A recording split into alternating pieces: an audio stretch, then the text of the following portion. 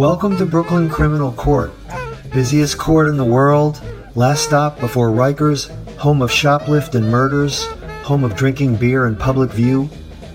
Where in AR1 the attorneys can't agree and have to adjourn the case to February 17th, but then the defense attorney will be out of town, so it's adjourned to February 22.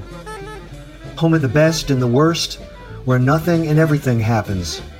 Where you sit with your stenotype machine in your chair and it is like taking a walk around the block of the world. Where Martin had a dream and Malcolm had a nightmare. Where Whitman, if he worked here, actually a few blocks away, might have said strangely the fate of mankind is forged. Where you miss the sign over the metal detector, abandon your theories and weapons, ye who enter here. At least no theories that cannot stand up to the tears of mothers and the prison industrial complex. No theories that cannot stand up to the screams in the cells, to the hush of the plea bargains in the halls. Where the old cannot continue, and the new is not yet born. The system, they call it. The system, they say. Where the clock in jury 1 always says 7:30. Where the urinals back up and there is gang graffiti on the bathroom wall. Where a lawyer may cost you, but you are always welcome to come through the revolving door. Where the clerk bellows order in the court.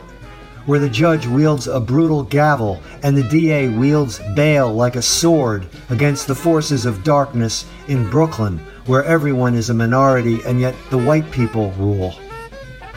Where the court officers scowl at the congregation and mothers sit in the front row trying to make sense of it all.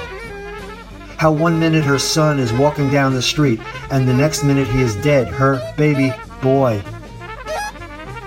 Where the heart longs for a pickaxe, where the Latino kid longs for a human being interpreter. What does mandatory surcharge waived mean anyway? If walls could talk, what would they say? Welcome to Brooklyn Criminal Court, home of shoplifts and murders, last stop before Rikers, home of drinking beer in public view.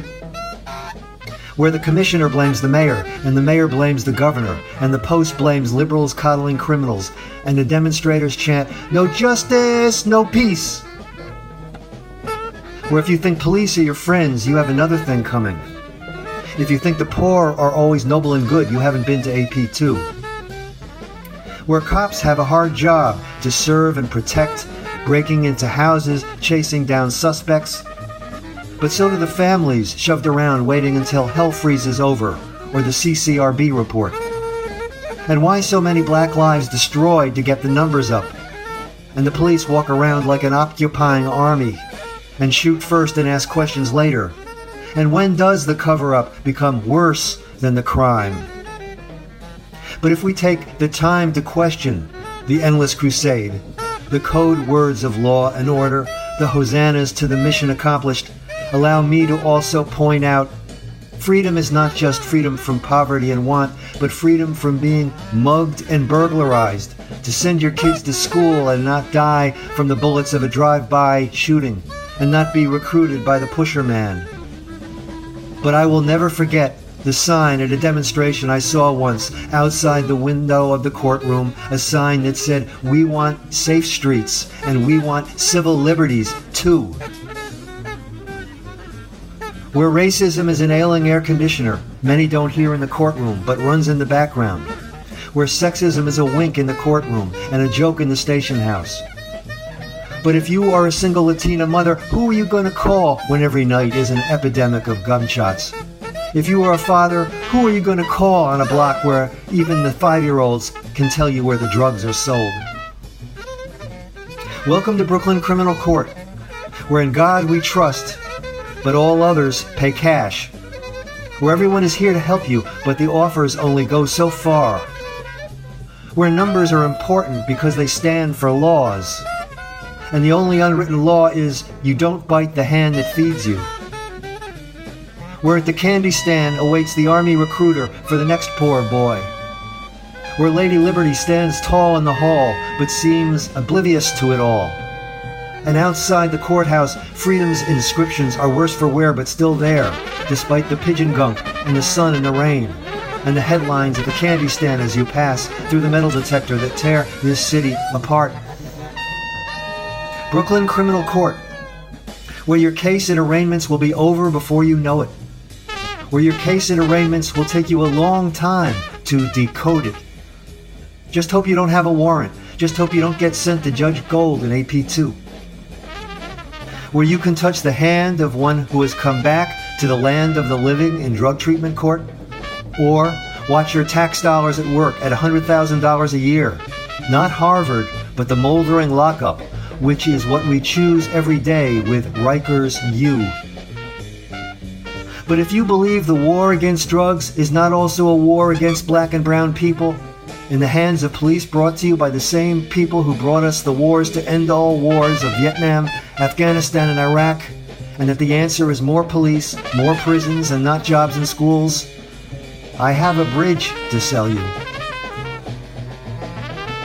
Welcome to Brooklyn Criminal Court, Bensonhurst, East New York, Flatbush, Sunset Park, where there are two sides to every story, and the journey is long to where democracy is and so few people get there. A trial and to be judged by a jury of your peers. And what is that about? Where you are the court reporter, trained to be a cog in a machine and take down every word, however ungolden, amazed it is there when they ask you to read it, and you do. Where you get a pass for a while because you look like you came to the country before they did, but that can end pretty fast once they see you pushing the envelope of a politics. Where the governor arrives every year to speak of liberty and justice when he is not ordering cutbacks and layoffs. Where we are the support staff and arrive every day to hold up half the sky, and the city makes our day by not falling apart. And just when you think you have another trial coming, you get ready for it until it doesn't. And just when you think nothing will ever happen, the judge says, "People, call your first witness." And the people do. And maybe a part of you looks down upon the never-ending cavalcade of people that trudge through these hallowed halls that are presumed innocent until proven guilty. And maybe you think it is a charity we are running around here for the poor and unfortunate, and it doesn't matter about the Constitution until maybe the same thing happens to you. A guy who saw it all but did not come forward, a woman who was raped, and you have to read it back. And the lawyer says he didn't say that, and the judge says, "Counselor, the record speaks for itself." Or else the witness for the prosecution is caught in the web of his own contradictions. Everything comes together in the legal aid lawyer's summation 1 year out of Cardozo Law School. And just when you think you're going to have a quiet jury trial, a demonstration outside the courtroom window, the people again shouting, "No justice, no peace." Welcome to Brooklyn Criminal Court, where there was a theory going round. Police would start with the broken windows, and the dragnet would trickle up to the highest drug kingpin. There was a theory going around. The economy start with mansions to the wealthy, and housing would trickle down to the streets of the homeless. There were a lot of theories going down, and a lot of protests, and a lot of police driving around in militarized squad cars on behalf of the state. And the DAs, Holtzman, Hines, Thompson, Gonzalez, and the defense attorneys, Mason, Warren, Kuby, Wareham, I took them all. Where I listened as I typed, and as I typed, I thought, someday a change is going to come. Black lives will matter because all lives matter. And all lives will matter because black lives matter. And the record will speak for itself. Welcome to Brooklyn Criminal Court, where one man's law and order is another man's occupying army, where one man's ceiling is another man's floor, where a house is raided without a warrant by street narcotics enforcement, as if it was not the cause of the American Revolution, where black men are led in chains through the halls of the courthouse as if it was not the cause of the Civil War. Welcome to Brooklyn Criminal Court, where the perp walks are staged for the evening news, the faces of the accused like deer in the headlights. But the face of structural racism is always well hidden, where the new attorney thinks he is the first to have thought of it, and the ancient court watcher smiles with the grief of someone who has seen it all before. Welcome to Brooklyn Criminal Court, where judges are nominated by the Brooklyn Democratic Committee and everything is as transparent as a brick wall, where prisoners make the chair a court reporter sits upon, so prison labor at 65 cents an hour becomes a trade union issue, where the foreperson rises to render the verdict of the jury and the defendant waits with bated breath, where Judge Gabay asks, what would you change after all you have been through together? And you say, the prison industrial complex. And just when you think you finally have a theory about the place, someone throws a new argument intended to bamboozle you, but something tells you you are on the right track.